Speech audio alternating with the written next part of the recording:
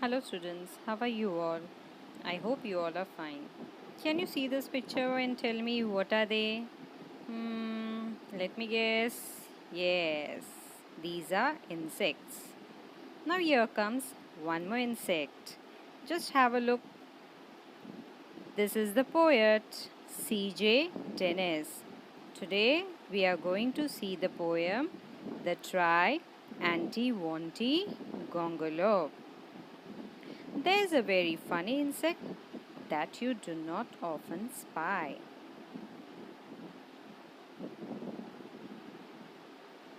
And it isn't quite a spider and it isn't quite a fly. It is something like a beetle and little like a bee, but nothing like a woolly grub that climbs upon a tree. Its name is quite a hard one, but you will learn it soon, I hope. So try. Try, anti wanty, try, anti wanty, gongolob. Now here's the poem Try, anti wanty, gongolob. It is an insect, a very funny insect. The poet seems that this insect, it looks like spider, it looks like fly, it looks like beetle, it looks like bee. He is too confused, like woolly grub. This poet cannot understand that this insect looks like what. Sometimes he feels that it is like spider or like fly. He is too confused. And what he is telling that it is very funny insect. It is something like beetle, something like bee. But it is not a woolly grub that climbs upon a tree. And what he says that its name is quite hard one, but you will learn it soon. Here's the picture of try anti wanty gongolob. Now here's the rhyming word spy, fly, bee, tree. I hope you all know that what is rhyming words, which when we spell it looks similar. Now here comes the picture of this insect. Can you tell me which is this insect? Yes. The next one, fly. The poet is thinking that these insect is either spider or fly, or he seems like it is like beetle, or sometime it looks like bee. He is too confused that what does this insect look like? Either beetle, bee, spider or fly. He is thinking about it that what does this insect look like? Now this is woolly grub. So the poet is thinking that is the try anti wanty gongolob like woolly grub? No. Now we will go with second stanza. It lives on weeds and wattle gum and has a funny face. Its appetite is hearty and its manners a disgrace. When first you come upon it, it will give you quite a scare. But when you look for it again, you find it isn't there. And unless you call it softly, it will stay away and mope. So try, try,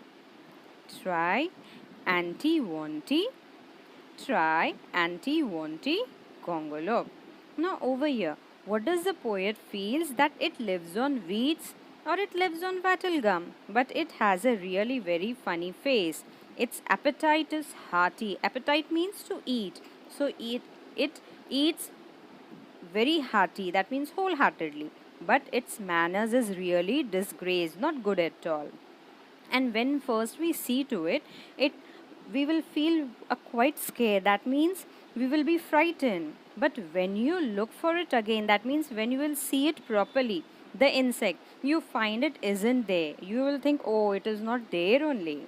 And unless you call it softly, it will stay away and move. That means this insect if you call or if you touch it, it will stay away from you and move. Now these are the words in blue. I will be showing you that what does it means. But over here in this para, poet wanted to tell us about that where the insect stays, how does he eat, and how does we feel when we look at the insect. Now here comes again the rhyming words: face, disgrace, scare, there. Now the next picture comes of weeds. Can you see this? Weeds means what? It is the unwanted grass that we find it on the ground. This is known as weed. So what the poet is thinking, that sometime it is on weed. The next is wattle gum. The poet thinks that it stays on wattle gum. Now what is the meaning of mope? Feel dejected and apathetic.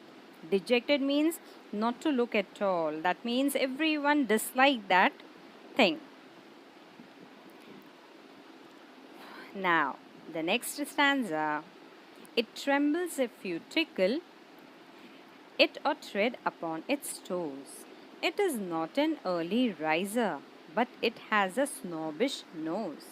If you sneer at it or scold it, it will scuttle off in shame.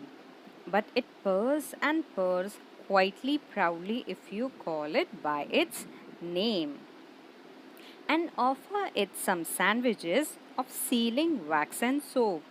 So try, try, try Auntie Wanty, try Auntie Wanty Gongolop. Now in this para, what the poet wants to say, that it trembles if you tickle. Trembles. What is the meaning of tremble? To get frightened. If you tickle, tickle means what? If we trouble the person when and it starts laughing. So if you tickle that insect, it will tremble in fear and it will come up on its toes. It is not an early riser. That means it sleeps a lot, but it has a snobbish nose. If you sneer it, that means if you look, if you scold, or if you scuttle off, it will be very shameful. But it calls, it purrs and purrs quite proudly. That means it says again and again, it call out again and again by its name. And you have to offer him some sandwiches of sealing wax and soap. So it likes to eat sandwiches of sealing wax and soap. This is what the poet thinks in this stanza. So we have to try to call out the name of this insect. So repeat after me. Try, try Auntie Wanty, try Auntie Wanty Gongolop. Now here are the rhyming words: toes, nose, shame, name. Rhyming words. Now here are the meanings of the blue words what I have tricked. Trembles. Can you see what is the meaning of tremble? Shake involuntarily. That means we don't shake, but we do it when we see something scary. The next comes tickle. See, sometimes we tickle the animals, or sometimes our parents tickle us, making us laugh. This is what the picture shows us, the meaning of tickle. I hope you might be getting tickle someone someday. Snobbish. What is the meaning of snobbish? Superior, exclusive. The next picture comes snare. What is the meaning of snare? See, you will see the picture of a boy, how he looks that. Yes, that is the meaning of snare look. To look in that way. The next comes scuttle off. What is the meaning of scuttle off? To run with quick, short steps. If we see something which we don't like and if we want to just go away from there, so we do what? Scuttle off. That means to run with quite short steps. Everyone knows the meaning of scold. Yes or no? Teacher scolds you. This is what? And we get sad. Now the next one. But of course you haven't seen it, and I truthfully confess that I haven't seen it either, and I don't know its address. For there isn't such an insect, though there really might have been, if the trees and grass were purple and the sky was bottle green. It's just a little joke of mine which you will forgive, I hope. Oh, try. Try.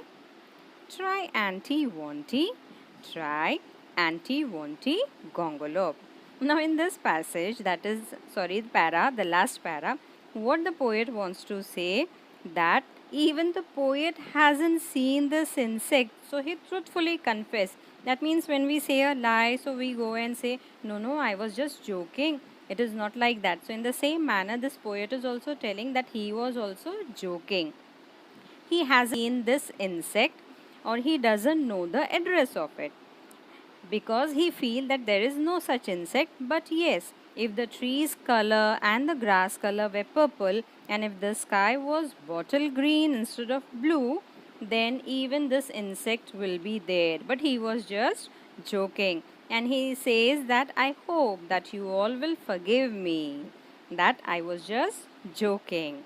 So again you have to try telling this word of the insect. What is that? Try. Try Auntie Wanty. Try Auntie Wanty Gongolop. I hope you understood this poem by reading these lines. Now over here again comes the rhyming words. Can you all guess what are the rhyming words over here? Can anyone guess? I hope you all can guess now. Yes, it is confess, address. Bean, green. Very good. The kids are very, very brilliant. Now over here the word confess. What is the meaning of confess? You can see here. When we make a mistake or if we do something wrong, we always confess in front of the elders. Oh, I'm sorry. I have done this. Next time I won't be doing it. Please forgive me. This is known as what? Confess. Thank you.